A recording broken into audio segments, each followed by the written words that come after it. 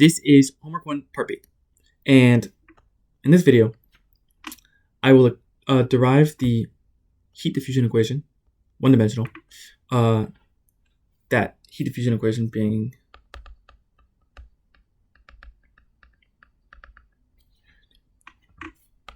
our heat diffusion. So our change in temperature with respect to time is equal to our thermal diffusivity, alpha, times our temperature gradient. So change in temperature with respect to position. Okay, and to do this, I will use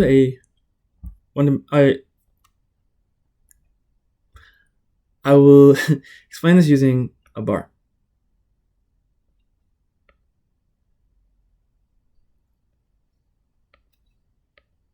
Three dimensions. Oops. Okay, so initially, spread out the conditions. Initial condition here. We'll say that the bar experiences a uniform temperature of, let's say 60 degrees Celsius. So at time is equal to 0 at any position x on the bar, we have a temperature of 60 degrees Celsius. And here we'll call this x. We'll say that the bar has a length L, and the right side will be that full length. So our position equals L there, and our position here is 0. Okay, so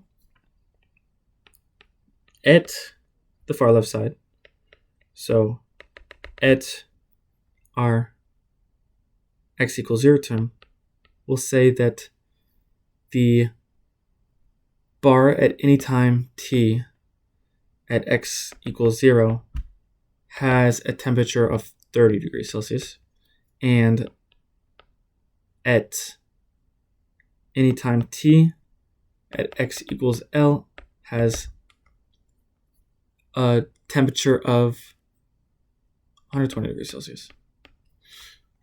Okay, so to really understand this, we will look at just a specific area of the bar that we'll say has a length of delta x. Now, our heat in this bar is flowing from the left side to the right side.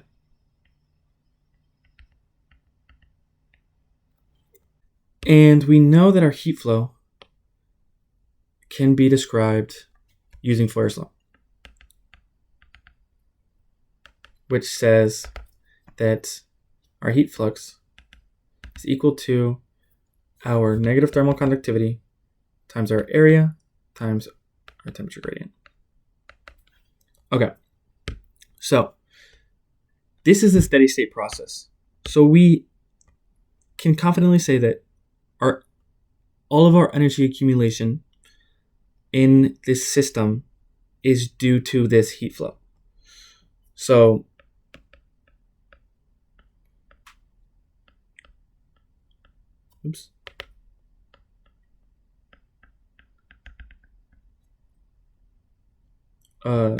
is equal to our heat flow.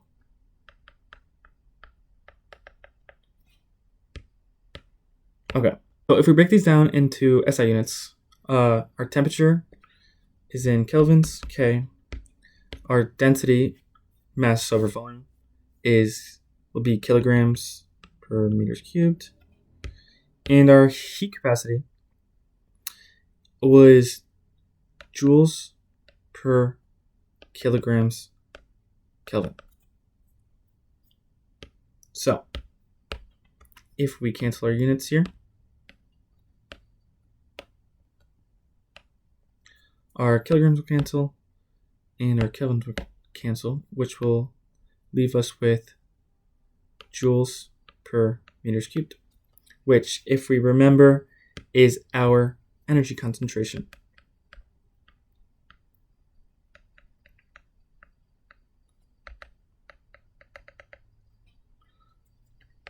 We know that heat is flowing from left to right. So our heat flow can be described as heat flux from the left side minus heat flux from the right side.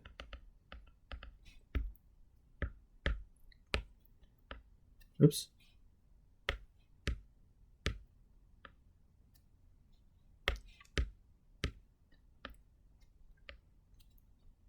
Which can be described using Fourier's law.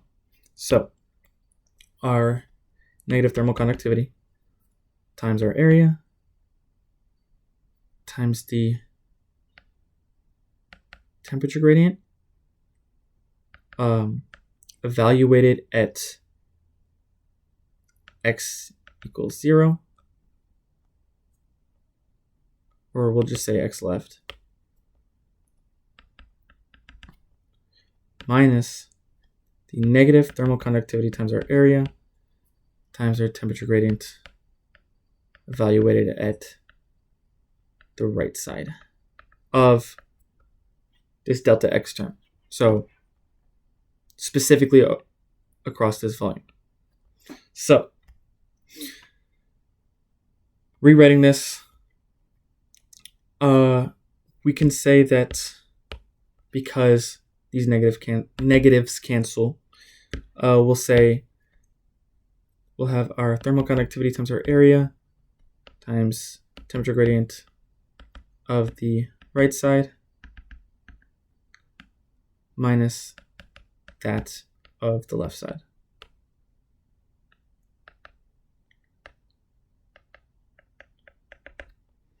And we know that this is equal to our energy concentration, which we said is our temperature times our density times our heat capacity.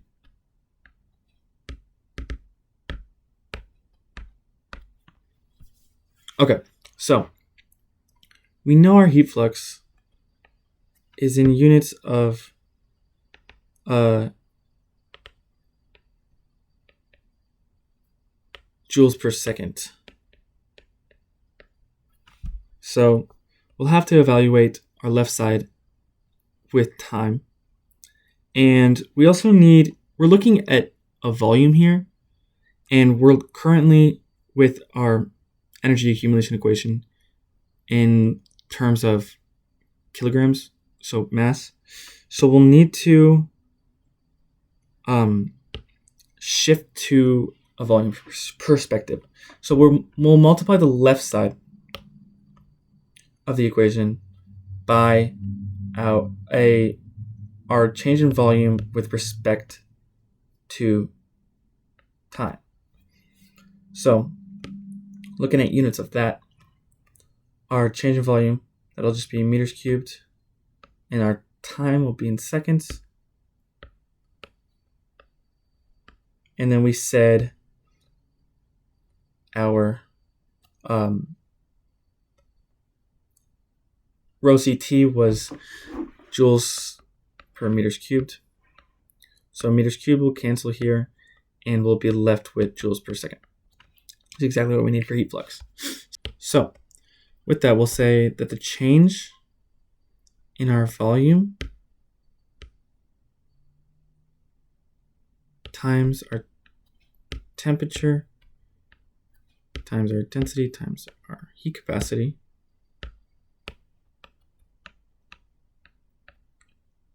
with respect to time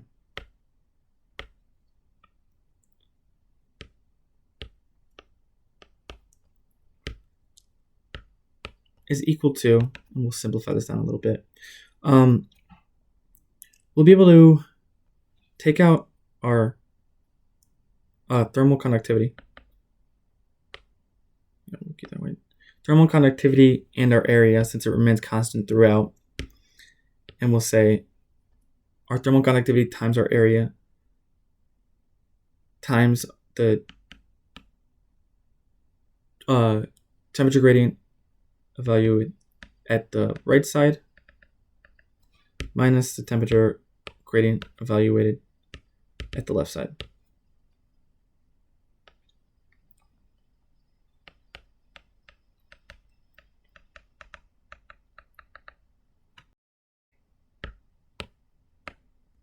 So, looking at this, we go back to our heat diffusion equation. This should be second derivative.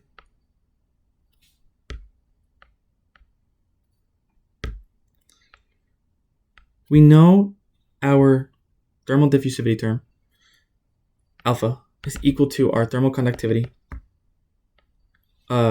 divided by density times heat capacity.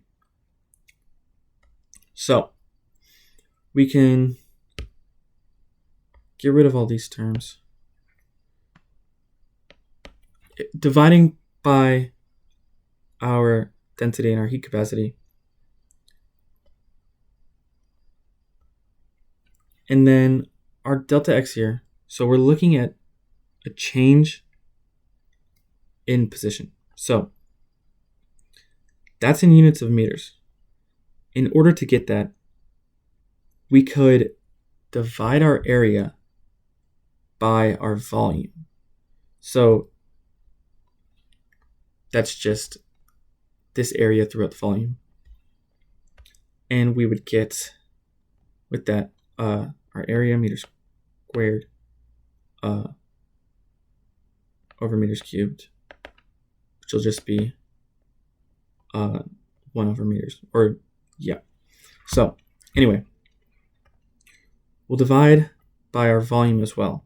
And what we're left with in this equation is our change in temperature with respect to time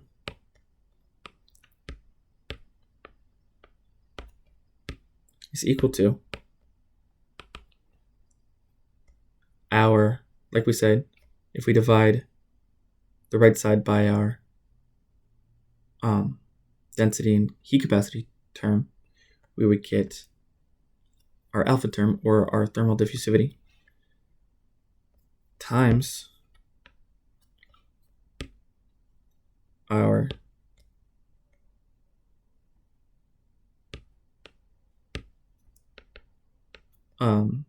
temperature gradients evaluated at the right side and the left side,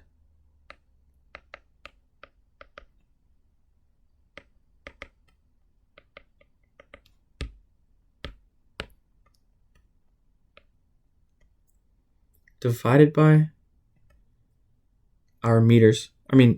So we'll say divided by our delta x here, because we divided this whole equation by our volume. So we'll have meters at the bottom, which is our units for our delta x. So since our temperature gradient terms are already taking the derivative of the temperature with respect to position, and since we're dividing by the change of position again, this is this term here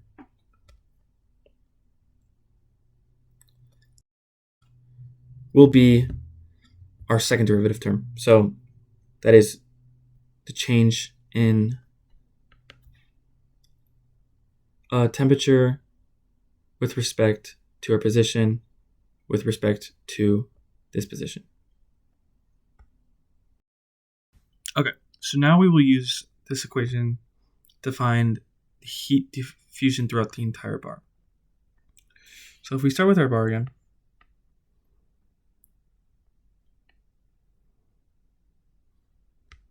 and we divide it out into individual segments, we'll say that each segment has a given length, delta x, and say that we have an I number of segments. We can model the length of the bar as follows. Length, or x, is equal to the number of segments I times each segment thickness, delta x, which then could be used for our time as well. If we say our time is equal to some amount of time times the change in time. So using this,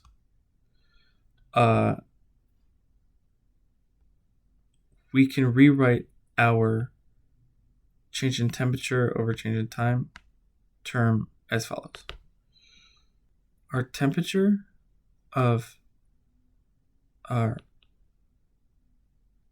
point in the future sometime n minus the temperature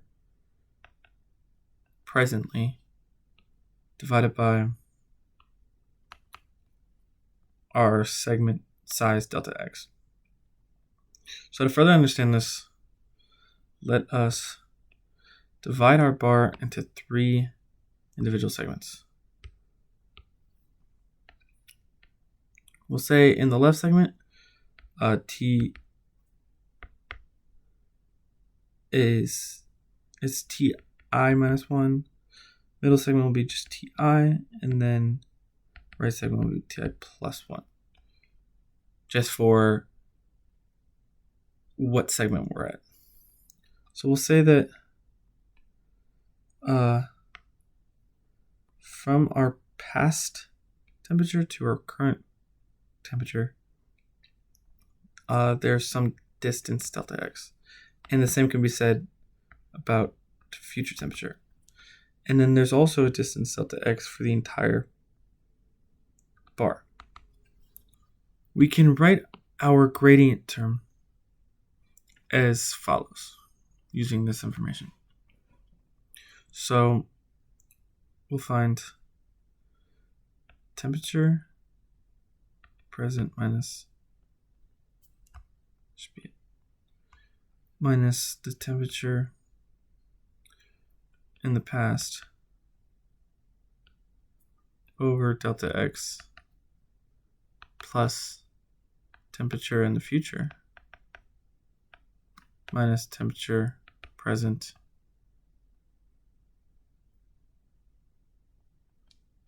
over delta x, all divided by delta x, will be our second derivative of the temperature gradient.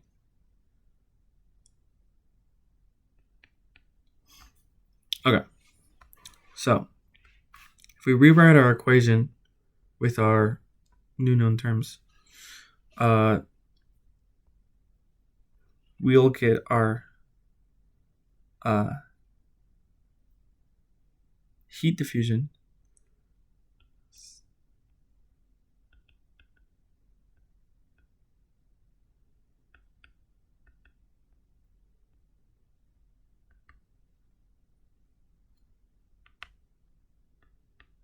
is equal to alpha times, we could just combine these two terms, but we'll get our temperature past minus 2 times our present temperature plus our future temperature all over. We'll combine these delta x terms to delta x squared. Okay, so then if we want to get it in just terms of, in just this future temperature term on the left side, we'll write the equation like so.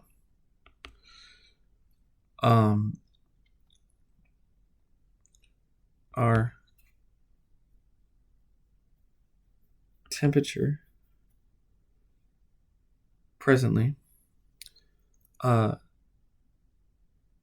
plus alpha times our change in time over our delta x squared value multiplied by our change in temperature. So past temperature minus 2 times our present temperature plus our future temperature. And we can graph all this in Excel. Okay, so if we put everything in Excel, here we are in Excel. So to begin, we'll say our thermal diffusivity term, we'll call that x underscore, so that'll be our thermal diffusivity times change in temperature over our delta x squared. And we'll say that that is 0.4. Then we'll do our initial temperature, so T initial, which we said earlier was 30 degrees Celsius, I believe. Pull it up real quick.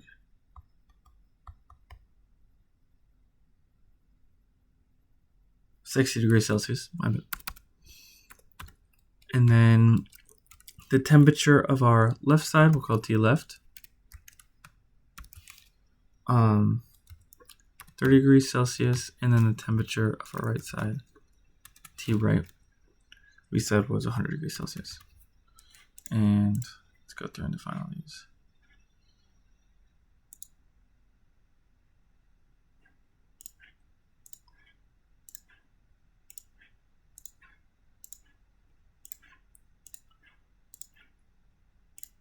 Okay, so we can visualize what this looks like.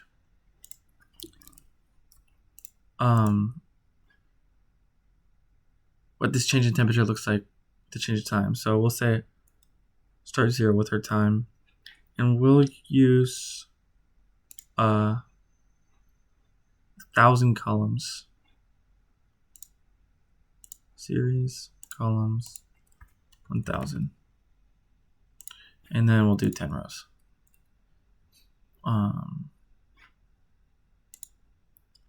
Series rows 10.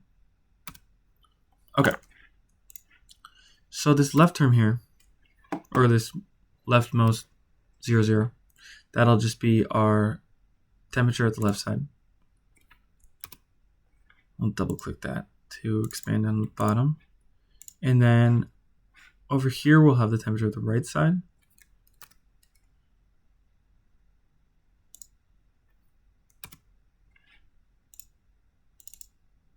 And then in the middle, we'll have our initial temperature. And that's all at T0. We can fill in the rest of the table by using our equation. And we'll find that each of these terms will be our initial temperature, relative initial temperature. So in this case, this 60 degrees cell times our heat diffusion coefficient, so our x underscore value, or sorry, plus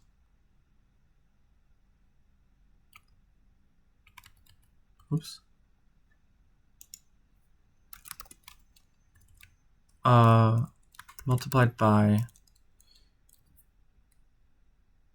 our left